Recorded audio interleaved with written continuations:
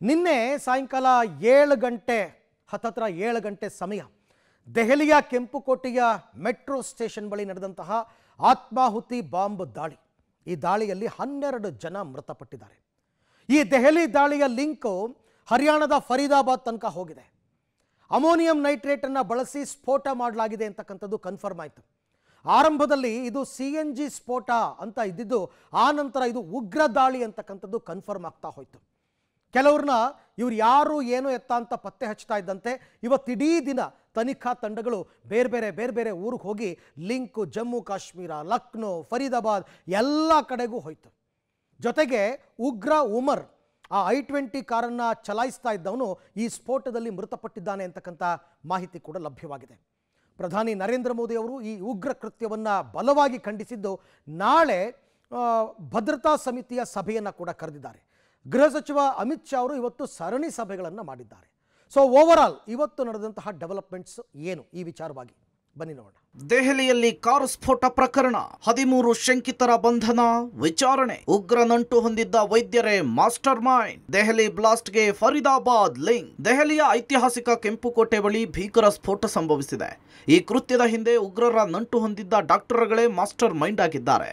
ಕ್ಷಣಾರ್ಧದಲ್ಲಿ ಜನಸಂದಣಿ ಪ್ರದೇಶವನ್ನು ರಕ್ತಸಿಕ್ತವಾಗಿಸಿದ್ದ ಡಾಕ್ಟರ್ ಉಮರ್ನ ಕೃತ್ಯ ಕಂಡು ದೇಶವೇ ಬೆಚ್ಚಿ ಬಿದ್ದಿದೆ. ಕೆಂಪುಕೋಟೆಯ ಬಳಿ ಕಾರನ್ನು ಸ್ಫೋಟಗೊಳಿಸಿದ ಪ್ರಕರಣಕ್ಕೆ ಸಂಬಂಧಪಟ್ಟಂತೆ ಈವರೆಗೂ ದೆಹಲಿ ಪೊಲೀಸರು 13 ಮಂದಿ ಶಂಕಿತರನ್ನ ಬಂಧಿಸಿದ್ದಾರೆ. ನಿನ್ನೆ ಬೆಳಗ್ಗೆ ಫರೀದಾಬಾದ್ನಲ್ಲಿ ಕೆಲ ಉಗ್ರರನ್ನ ಬೇಟೆಯಾಡಲಾಗಿತ್ತು. ಇದಾದ ಕೆಲವೇ ಗಂಟೆಗಳು ಅಂದ್ರೆ ಸಂಜೆ ವೇಳೆಗೆ ದೆಹಲಿಯಲ್ಲಿ ಸ್ಫೋಟವಾಗಿದೆ.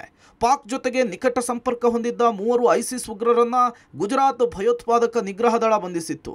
3000 kgಯಷ್ಟು ಸ್ಫೋಟಕ AK-47 ರೈಫಲ್ಸ್ ಅನ್ನ ವಶಪಡಿಸಿಕೊಳ್ಳಲಾಗಿತ್ತು. ಜೊತೆಗೆ 12 ಮೊಬೈಲ್ಗಳನ್ನ ಪೊಲೀಸರು ವಶಕ್ಕೆ ಪಡೆದಿದ್ದಾರೆ. 2000ಕ್ಕೂ ಹೆಚ್ಚು CCTVಗಳ ಪರಿಶೀಲನೆ, 800ಕ್ಕೂ ಹೆಚ್ಚು ಪೊಲೀಸರ ತನಿಖೆ. ಇನ್ನು ದೆಹಲಿಯಲ್ಲಿ ಕಾರು ಸ್ಫೋಟ ಪ್ರಕರಣಕ್ಕೆ ಸಂಬಂಧಪಟ್ಟಂತೆ ಶಂಕಿತ ಉಗ್ರ ಡಾಕ್ಟರ್ ಉಮರ್ನ ತಾಯಿ, 2 ಸಹೋದರರನ್ನ ಪೊಲೀಸರು ವಶಕ್ಕೆ ಪಡೆದು ವಿಚಾರಣೆ ನಡೆಸುತ್ತಿದ್ದಾರೆ. ಡಾಕ್ಟರ್ ಉಮರ್ ಕುಟುಂಬಸ್ಥರು ಪ್ರತಿಕ್ರಿಯೆ ಕೊಟ್ಟಿದ್ದು, ನಿನ್ನೆ ರಾತ್ರಿ ಪೊಲೀಸರು ಮನೆಗೆ ಬಂದು ಒಂದಷ್ಟು ಪ್ರಶ್ನೆ ಕೇಳಿದ್ರು.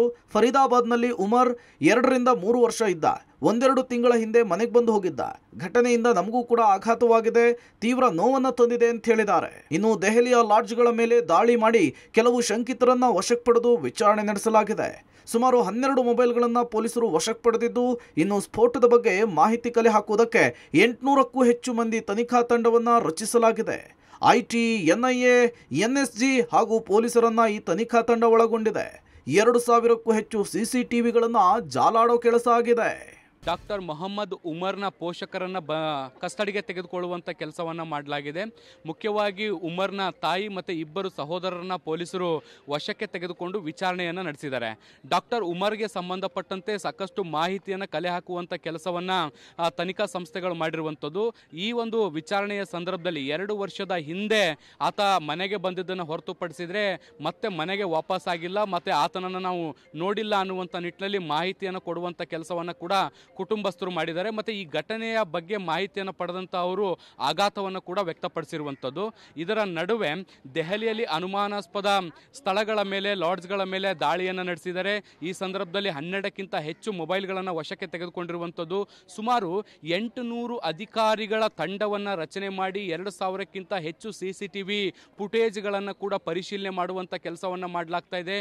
ಇಡೀ ಘಟನೆಯ ಮಾಹಿತಿಯನ್ನು ದೃಶ್ಯಗಳಲ್ಲಿ ಸಂಗ್ರಹಿಸುವಂಥ ಕೆಲಸಗಳು ಕೂಡ ಈಗ ತನಿಖೆಯಲ್ಲಿ ನಡೀತಾ ಇದೆ. I-20 ಕಾರು ಬೆನ್ನು ಬಿದ್ದ ಪೊಲೀಸರು, ಸ್ಫೋಟಕ್ಕೆ ಅಮೋನಿಯಂ ನೈಟ್ರೇಟ್ ಬಳಕೆ, ಪ್ರಾಥಮಿಕ ತನಿಖೆಯಲ್ಲಿ ಮಾಹಿತಿ. ಸುಮಾರು 2000ಕ್ಕೂ ಹೆಚ್ಚು CCTVಗಳ ದೃಶ್ಯವನ್ನ ಸಂಗ್ರಹಿಸಿರುವ ಪೊಲೀಸರು I-20 ಕಾರು ಎಂಟ್ರಿ ಆದಾಗಿನಿಂದ ಸ್ಫೋಟವಾದ ಜಾಗದ ತನಕದ CCTVಗಳ ಪರಿಶೀಲನೆ ನಡೆಸಿದ್ದಾರೆ.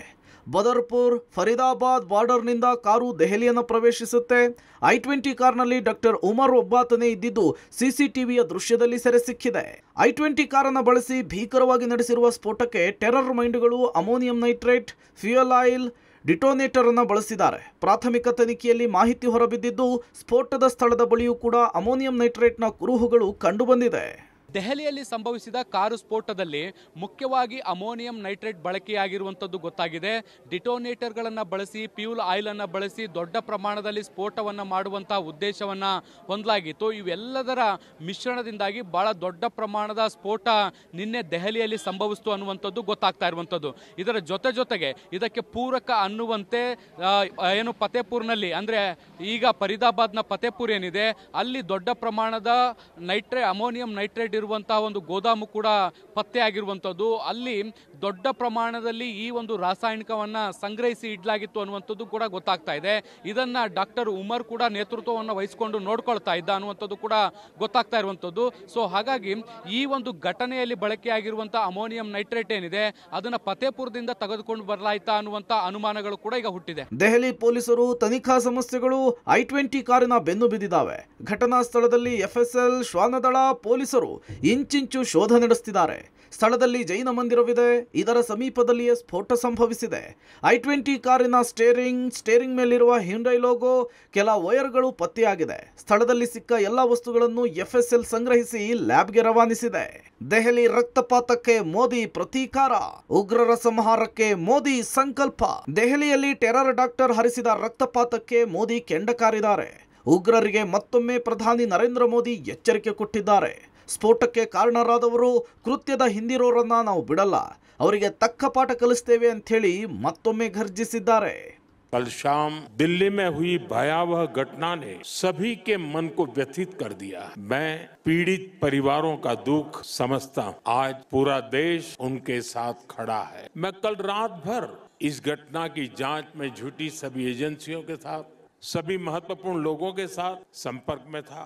विचार विमर्श चलता था. जानकारियों के तार जोड़े जा रहे थे. हमारी एजेंसियां इस षड्यंत्र की तह तक जाएगी. इसके पीछे के षड्यंत्रकारियों को बख्शा नहीं जाएगा. All those responsible will be brought to justice. ನಾಳೆ ಮೋದಿ ನೇತೃತ್ವದಲ್ಲಿ ಭದ್ರತಾ ಸಮಿತಿಯ ಸಭೆ. ದೆಹಲಿ ಸ್ಫೋಟದ ಬಗ್ಗೆ ಇವತ್ತು ಕೇಂದ್ರ ಗೃಹ ಸಚಿವ ಅಮಿತ್ ಶಾ ಮಹತ್ವದ ಮೀಟಿಂಗ್ ನಡೆಸಿದ್ದಾರೆ. ಸಭೆಯಲ್ಲಿ ಪ್ರಕರಣದ ಬಗ್ಗೆ ಇಂಚಿಂಚು ಮಾಹಿತಿ ಪಡೆದುಕೊಂಡಿದ್ದಾರೆ. ಇನ್ನು ನಾಳೆ ಪ್ರಧಾನಿ ನರೇಂದ್ರ ಮೋದಿ ನೇತೃತ್ವದಲ್ಲಿ ಭದ್ರತಾ ಸಮಿತಿಯ ಸಭೆ ನಡೆಯಲಿದೆ. ಸಭೆಯಲ್ಲಿ NIA ಮುಖ್ಯಸ್ಥರು, NSG ಮುಖ್ಯಸ್ಥರು, ಗುಪ್ತಚರ ಅಧಿಕಾರಿಗಳು ಕೂಡ ಭಾಗಿಯಾಗ್ತಾರೆ. ಈ ಘಟನೆಯ ಬೆನ್ನಲ್ಲೇ ಕೇಂದ್ರ ಗೃಹ ಸಚಿವ ಅಮಿತ್ ಶಾ ಹಿರಿಯ ಅಧಿಕಾರಿಗಳ ಸಭೆಯನ್ನು ನಡೆಸಿದ್ದಾರೆ. ಈ ಒಂದು ಪ್ರಕರಣದ ತನಿಖೆಯನ್ನು ನಡೆಸ್ತಾ ಇರುವಂತಹ ತನಿಖಾ ಮುಖ್ಯಸ್ಥರನ್ನ ಭೇಟಿಯಾಗಿ ಅವರ ಜೊತೆಗೆ ಮಾತುಕತೆಯನ್ನು ನಡೆಸಿದ್ದಾರೆ. ಈ ಒಂದು ಘಟನೆಗೆ ಸಂಬಂಧಪಟ್ಟಂತೆ ಸಂಪೂರ್ಣವಾದಂತಹ ಮಾಹಿತಿಯನ್ನು ತೆಗೆದುಕೊಂಡಿದ್ದಾರೆ. ಈ ಒಂದು ಸಭೆಯ ಬೆನ್ನಲ್ಲೇ ನಾಳೆ ಪ್ರಧಾನಿ ನರೇಂದ್ರ ಮೋದಿ ಅವರು ಕೂಡ ಒಂದು ಭದ್ರತಾ ಸಭೆಯನ್ನು ಕರೆದಿರುವಂತದ್ದು. ಈ ಒಂದು ಸಭೆಯಲ್ಲೂ ಕೂಡ ಎಲ್ಲ ಹಿರಿಯ ಅಧಿಕಾರಿಗಳು ಉಪಸ್ಥಿತರಿರಲಿದ್ದು ಮುಂದಿನ ಹಂತದಲ್ಲಿ ಯಾವ ರೀತಿಯಾಗಿ ಈ ಕೇಸನ್ನು ಹ್ಯಾಂಡಲ್ ಮಾಡಬೇಕು ಮತ್ತೆ ಭವಿಷ್ಯದಲ್ಲಿ ಇಂತಹ ದಾಳಿಗಳಾಗದಂತೆ ಹೇಗೆ ಎಚ್ಚರಿಕೆ ವಹಿಸಬೇಕು ಅನ್ನೋದ್ರ ಬಗ್ಗೆ ಚರ್ಚೆಗಳು ನಡೆಯುವ ಸಾಧ್ಯತೆಗಳಿದೆ. ಒಟ್ಟಾರೆ ದೆಹಲಿಯಲ್ಲಿ ಟೆರರ್ ಡಾಕ್ಟರ್ ಗ್ಯಾಂಗ್ ರಕ್ತಪಾತವನ್ನು ಹರಿಸಿದೆ.